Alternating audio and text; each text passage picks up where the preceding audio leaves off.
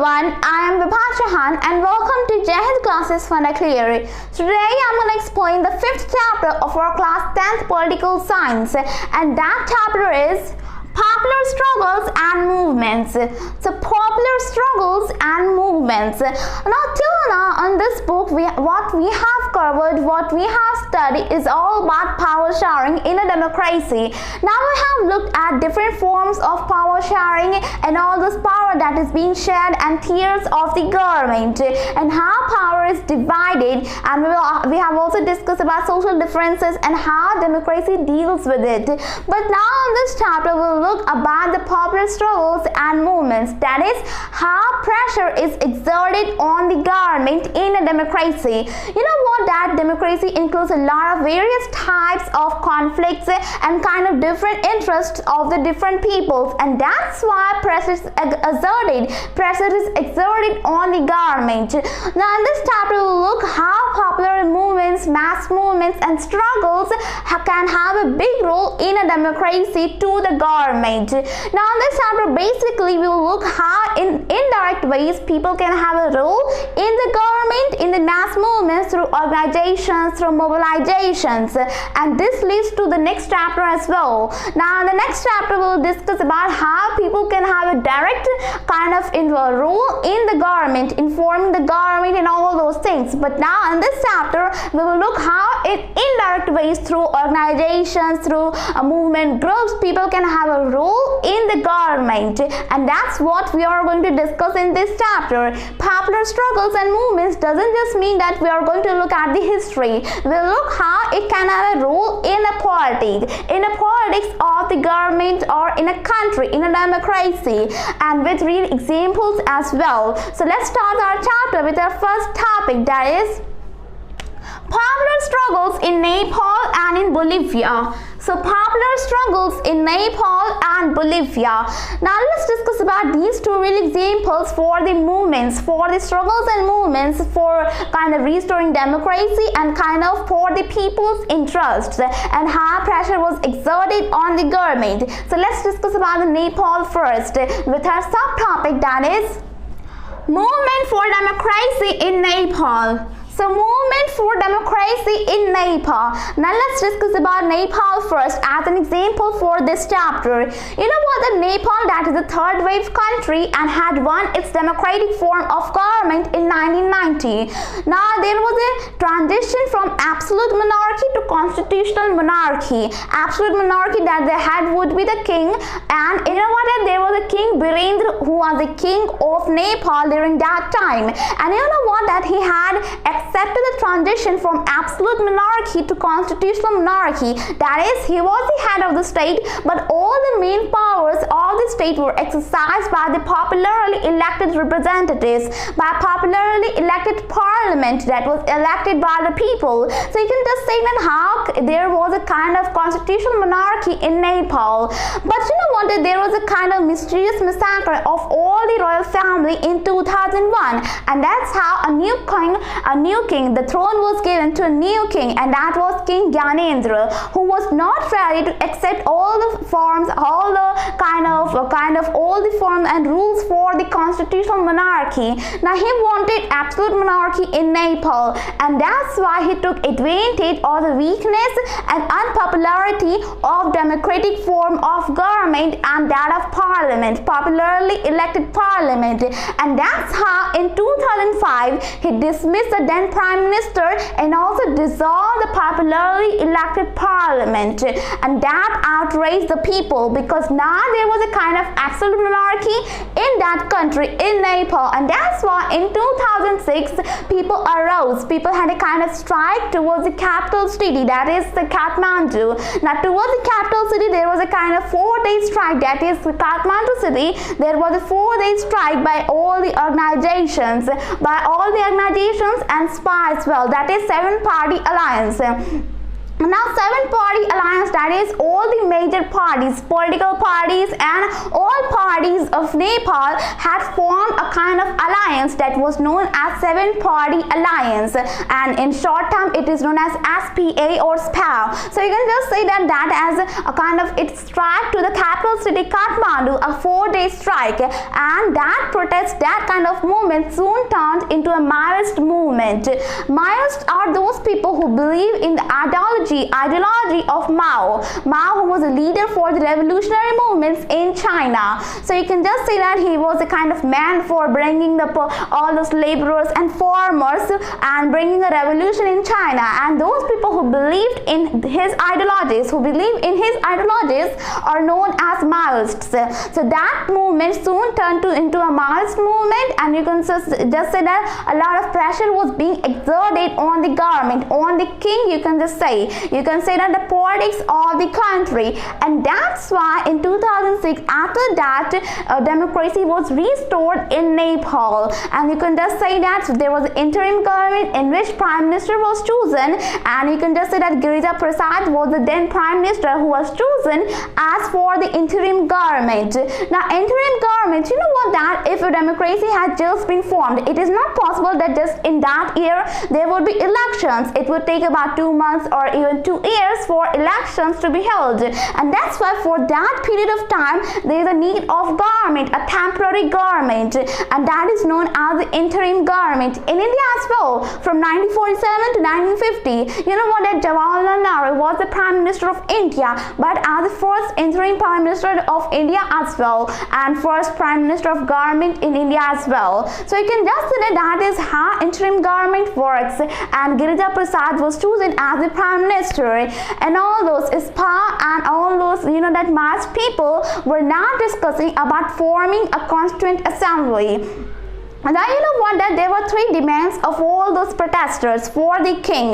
That was first that restore the democracy, that is constituent assembly should be elected and all the powers exercised by the government would be given to that parliament, and third that prime minister would be chosen again by the people. So you can just say that these 3 demands were accepted when a lot of pressure was being exerted on the king. And you know what, that after that many rules were formed in Nepal, and many new rules formed by which all the power that was exercised by the king, many of the power that were exercised by the king were now given to the parliament, to the popularly elected parliament, or to the constituent assembly. So you can just say that is how movement for restoration for democracy worked in Nepal. Now that was for the restoration of democracy, not for democracy but for the restoration of democracy, because already there was a democracy in Nepal, but now it had turned into an absolute monarchy, but now again it turned into a kind of constitutional monarchy and in a democracy as well. Now let's discuss about the case of Bolivia as well, with a subtopic, that is Bolivia's water war. So Bolivia's water war. Now let's discuss about Bolivia's condition. You know what, that Bolivia, that is in Latin America, that is South America, and is a kind of very poor country, not developed country, and that's why there were many kind of problems in Bolivia. And there is a region that is Cochabamba. Now in that region, you know what, that a lot of water problems could be seen in Bolivia. Now it's pretty obvious, isn't it, that it would ask for a loan from the World Bank.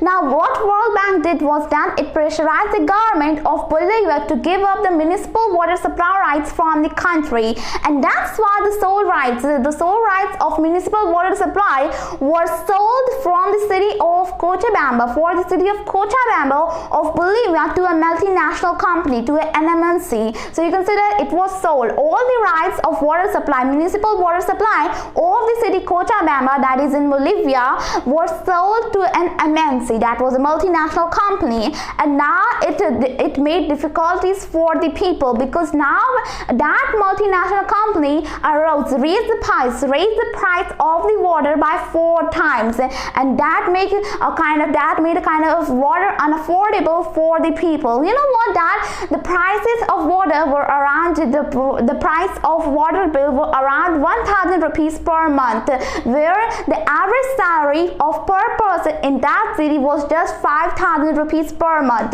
So it would be very difficult for them to give that much money just to the water bill, because they had their other expenses as well. So you can just see that made more and more difficulties for the local people of that city, because now all the rights for water supply were given to an MNC, not to the municipal corporation. And that's why in January 2000 there were alliance kind of all type of labor parties, unions, and that people from human rights and communities, all those people who believe in these type of ideologies started a mass movement in that city for the water prices to be down, for giving those rights of water supply to the people, to a kind of municipal corporation. And you know what, that when that protest started, there was a need for negotiation as well, and the government also asked for negotiation, but yet nothing happened. You know what, that is asked for negotiation, and it said that the government and the MNC said that it would give the rights to the municipal corporation, yet nothing happened. And that's why a kind of brutal repression by the police force could be seen to the people. And again in February the movement started of that water supply rights, for asking for water supply rights, and after that it continued in April as well. And finally what happened, that many official workers from the MNC had to flee the city, and that's when government accepted all the demands from the protesters. The main demand for the protesters was that the water supply rights should be given to the municipal corporation, to the municipal kind of government, to their city. And that happened because now a lot of pressure was exerted on the government as well as on the MNC. So you can just see that from this example we can just say that there can be pressure exerted on the government, there can be popular struggles and movements for the restoration of democracy and for the internal matters of democracy as well, because Bolivia was a democracy, yet it had a lot of problems. So you can just say that is how the works, how all the movements and struggle works in a democracy. It has a kind of role in the democracy, a kind of pressure exerted on the government. So you can just say that these are two examples that we have discussed. Now our next subtopic here is democracy and popular struggles. So democracy and popular struggles.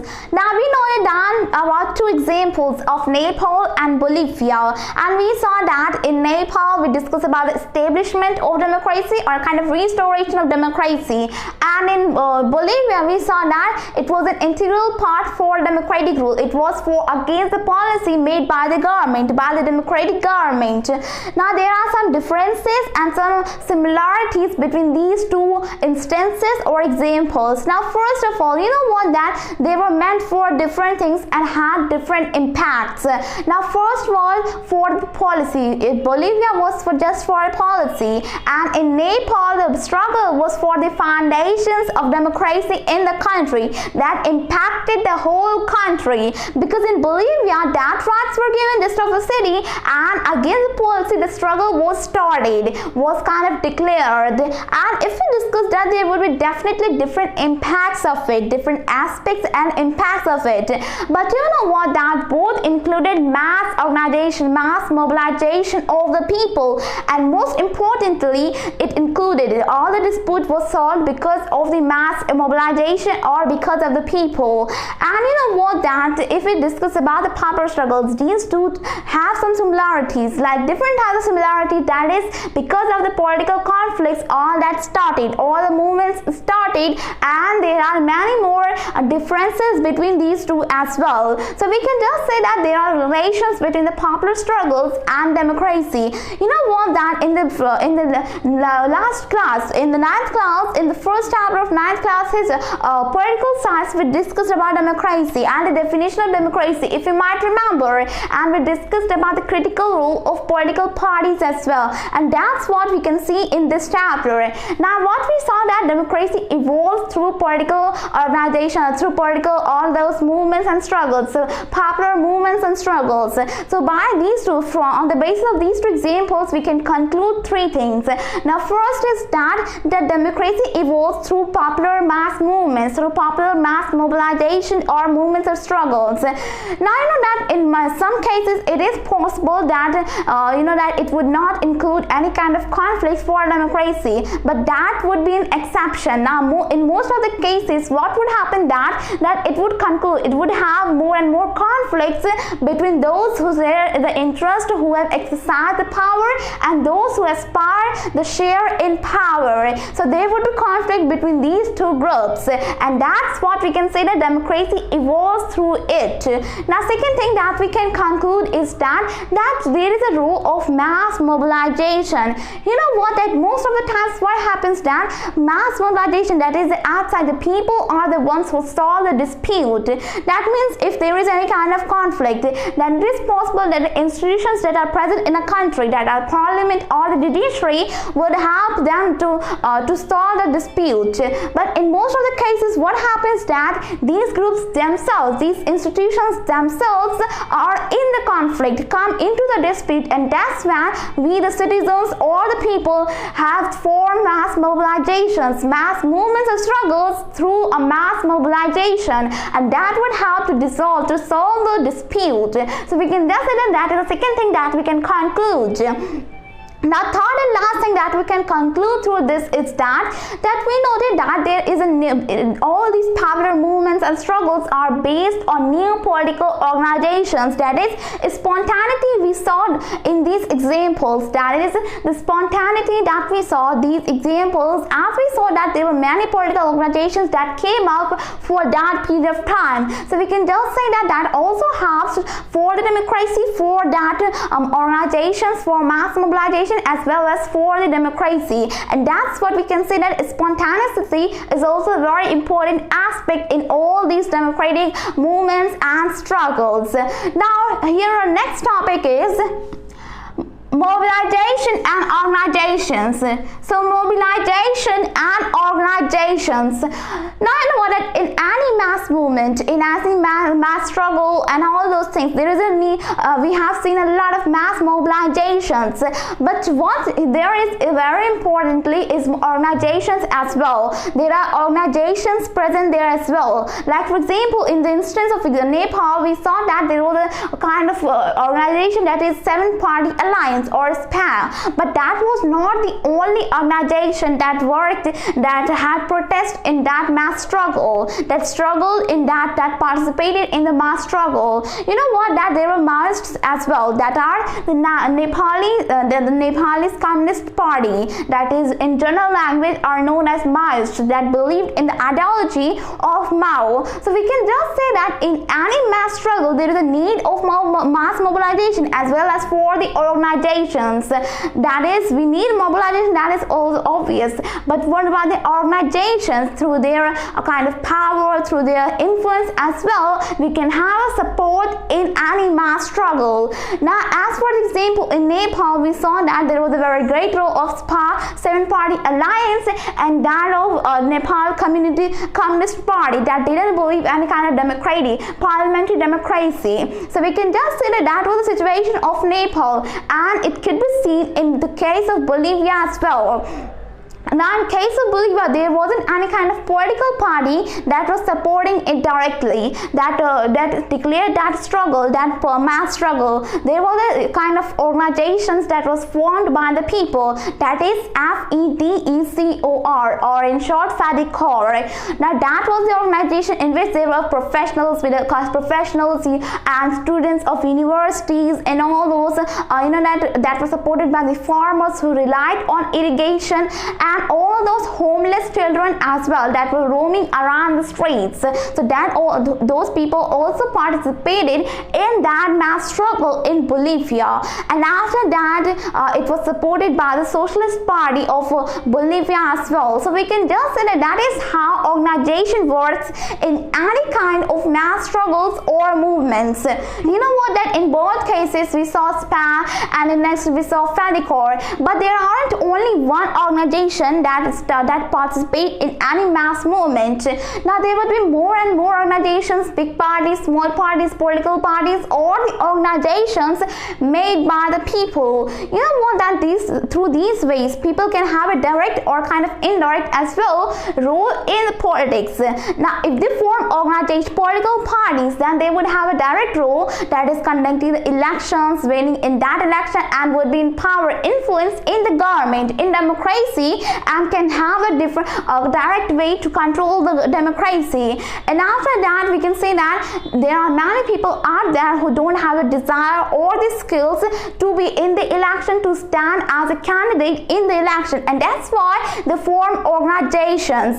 Those organizations are known as the pressure groups or kind of interest groups. So you can just say that those are the mobilization groups, or those groups, organizations that help the people that help the issue to be upbring in the media or among the people. So we can just say that that is how mobilization and organizations are connected. Now organizations that are formed by the people and through organizations, I'm not saying the political parties, I'm saying the organizations.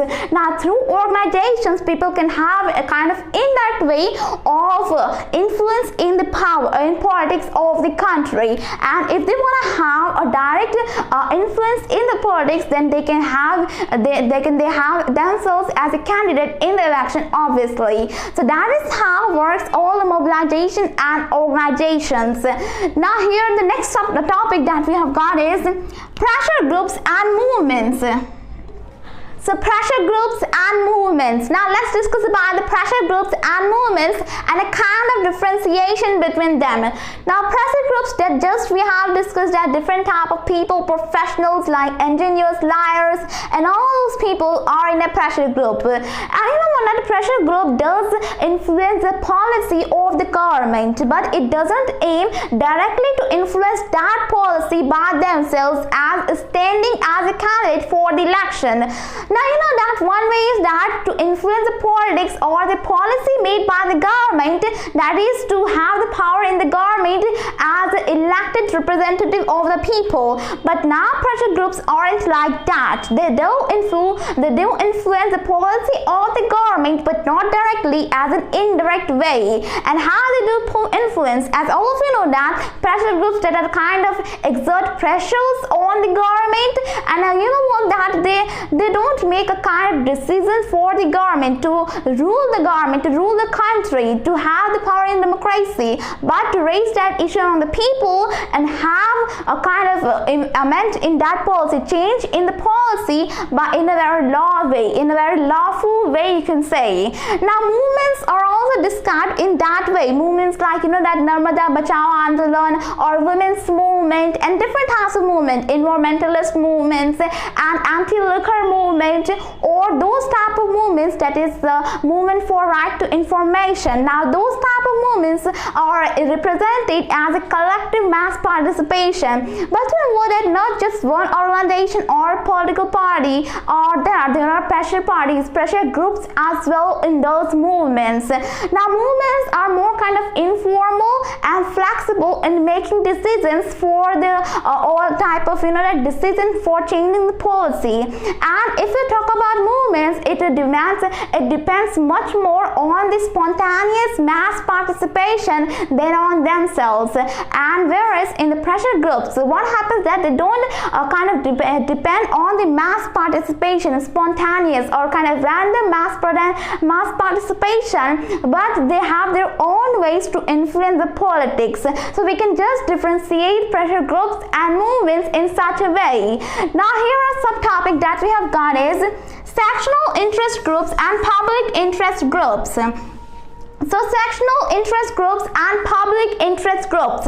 Now let's discuss about these two different types of groups. The first is sectional interest groups. Now sectional interest groups include a kind of a section of the society that are the followers of religion, of a caste, or are the workers, or are the employees and professionals like engineers and all those type of professionals like lawyers and all those middle class professionals. And you know what, that in most of the cases they represent a section of the society, just one section of the society and their issues. If they are following were often lower caste, it's obvious that they would raise issues for themselves of that caste issues. So we can just say that in most of the cases in sectional interest groups, what happens that people raise issues. A member of those organizations or groups raise issue for themselves, not for the entire country or the social equality, social justice, but just for themselves. And in some cases it is that, you know what, in not all the cases, there are many sectional groups that represent the whole society, not just themselves. So we can just say that in most of the cases sectional interest groups are those interest of groups, those groups of people that share kind of common interest, common belief, common opinion, some kind of common thing like religion. It could be anything like profession or any kind of occupation or any kind of religion, caste, beliefs, opinions, views. So we can just say that is what is meant by sectional interest groups, that include people of the same some similarity. Now next type of groups that we can see in a country, in a democracy, are the public interest groups. Now public interest groups that raise issues for the social equality and social justice. They are more on a collective issues rather than selective issues. Like there are many out there are many movements that can be started or participated by these public interest groups, and their main issue is to raise the issues for the social equality and social justice, like for the issues for the movement against the bonded labor of child or the child labor.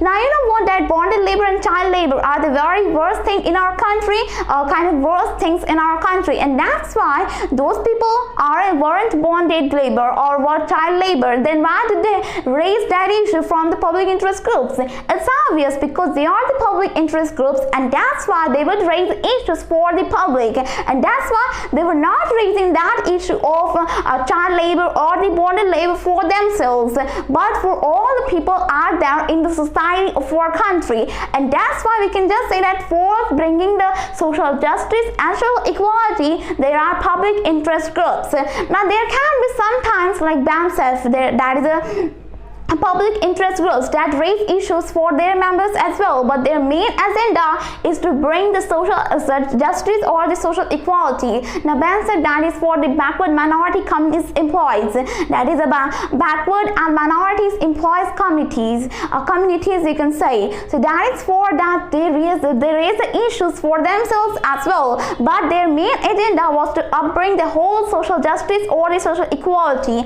And thus we can say that these are the two different groups that can exert pressure on the government and have a change in the policy in different ways for the section of the society or for the whole society as well.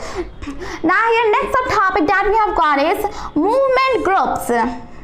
So movement groups. Now let's discuss about the movement groups. As we have seen that pressure groups and all those pressure groups and interest groups and all those movements have a kind of influence on the politics, exert power on the politics in democracy. Now you know what, that there can be two types of movements that are first could be a very kind of a single objective movement, that is a single objective and is long time framed, that is limited time framed, and can have a leadership, a clear leadership and some organizations as well. Now next type of movement could be that has a broader way of objectives for the entire country and has a lot of objectives, not just one single objectives. Like for the instances, as we have seen in examples already, a lot of distinctions in a movement, that there isn't just one movement group that participate in a movement. There are various groups, there could be various groups, movement groups, or more specifically in a kind of any mass struggle or movements, as we have already distincted in the examples or instances. Now as we have seen the example of Nepalese movement. Now in the Nepalese movement, what happened that we saw that their main objective was just a single objective, that is they had to reverse the decision that was made by the king of Nepal, that was a restore the democracy. And we saw that they had their own leadership kind by power, and after that we saw that they had a limited time frame as well, these type of examples can be seen in India as well. A very very good example of this type could be Narmada Bachao Andolan. Now this was a movement that was started by the people, environmentalists and all those people who were against the construction of Sardar Sarovar Dam on the Narmada River. And after that, it brought the issues of all those such big dams that were being constructed or were constructed, and on their models as well for their construction. Now they were raising issues, they were raising questions for those dams as well, as it was a kind of, as I also know that whenever a dam is built, a lot of people have to evacuate from the area and a lot of loss to the environment as well. So that's why many environmentalists and those type of people who were supporting the environment and all those people who had to evacuate from those areas, from the nearby villages, were now participating in that struggle. And that you could say that had a kind of clear leadership and as well as some organizations as well, but that was limited time frame, and that was just one single objective or movement, you could say. Now on the other hand, we can have the movements like women's movement or the environmentalist movements. Those type of movements are long term time, they are not limited on time, and we can just say that there is a lot of these don't just raise the issue of just one objective, just one issue, but a lot of issues. Well, when we talk about the women's movement, it isn't just one perspective, like there are voting rights, the equality of men and women, and so many things. So we can just say that there could be those type of movements as well, and a lot of groups are in those. You know that those groups, those movements like women's movements and environmentalist movements have a lot of guides by different organizations and by different political parties as well. So we can just say that that is how all things shape in a movement and can shape politics as well. Whenever we talk about the movement, let's discuss about how it influences the politics. You know what, that there is NAPM, that is National Alliance for the People's Movements.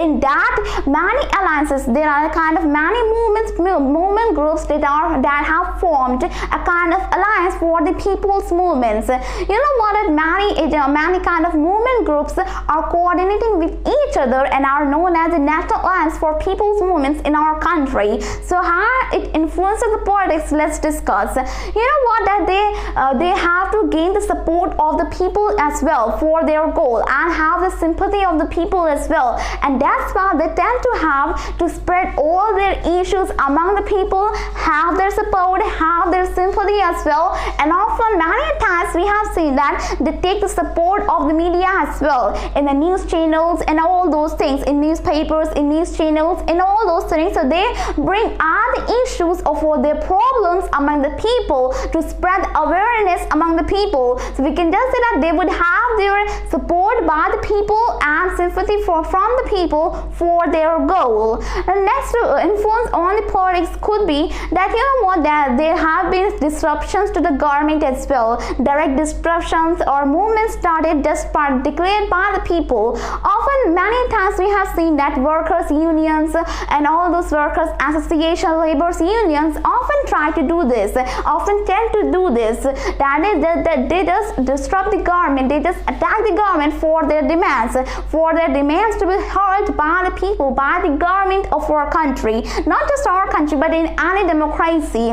Now if there are rich people that have to, like industrialists or factory owners and all those people who have to raise issues for themselves, for their issues, then what would they do? That they would hire the advertisements, they would have their all those issues spread among the people through the advertisements, and they would hire the lobbyists as well. So we can just say that is how it influences the politics as well and us people as well. So we can have the mass participation in those movements or struggles. Now many times what happens that, you know what, that if we talk about the politics and movement struggles, all those things, then politics is influenced so much by them.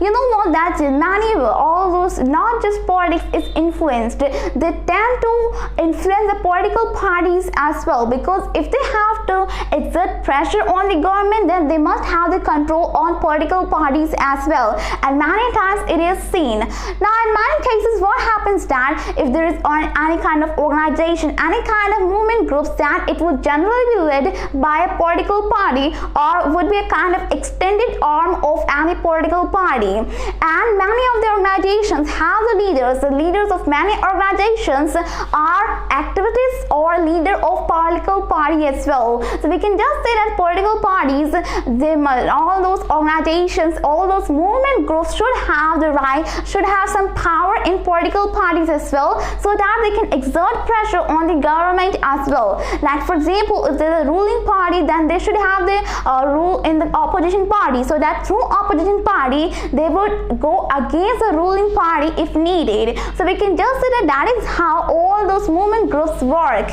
Now after that, in political parties do support all those organizations for their benefits as well, to gain the support of the public and for their next elections as well. So it supports them as well, political parties as well, but it has more and more movement groups as well. Now for movement groups, it is very important to have the power in the political parties, and that's why members of some members of the political party or some members of the movement groups do join the official bodies that are for the advice, for giving advice to the government.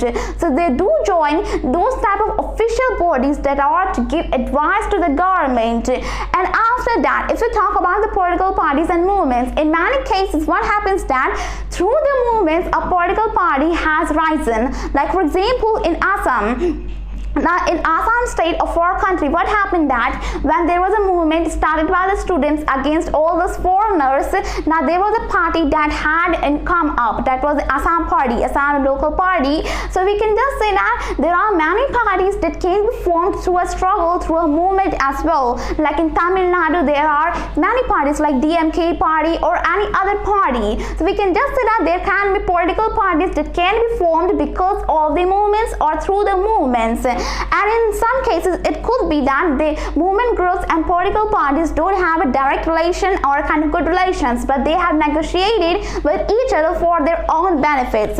So there can be negotiations as well for the accusations through the movements. There can be formation of political parties through the movements, and there can be leadership by the political parties through the movement groups as well. So all that is, we can say that is all for the movement groups.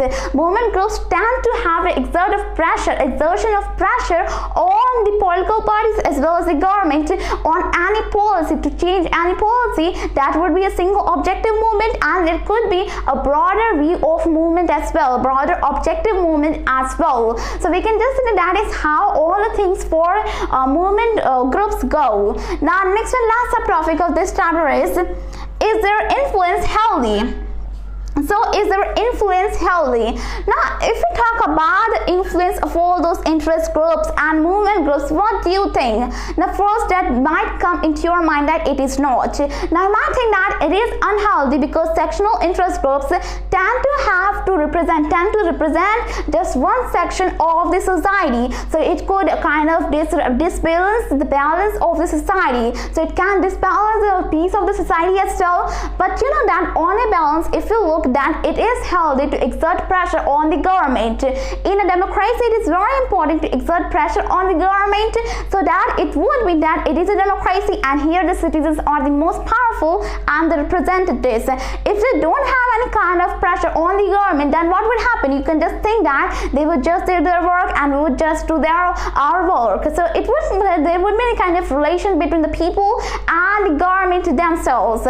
So there could be. Now in this chapter we saw that it is healthy to have their influence on the government. You know what, that a question might have risen in your mind that those type of sectional interest groups just represent only one section. But you know what, that if there is a group A that is a sectional interest group, then what would happen that if it is asking for any demand, then there are other sectional groups as well. They would also ask for the demands, they would ask for their opposition, they would oppose them as well. So we can just say that there isn't just one sectional there isn't any kind of just one sectional interest group. There are many sectional interest groups in our country, and that's why if one is going overboard, then another one can control, then other one would oppose them in the government, in the judiciary or anywhere by having the public support.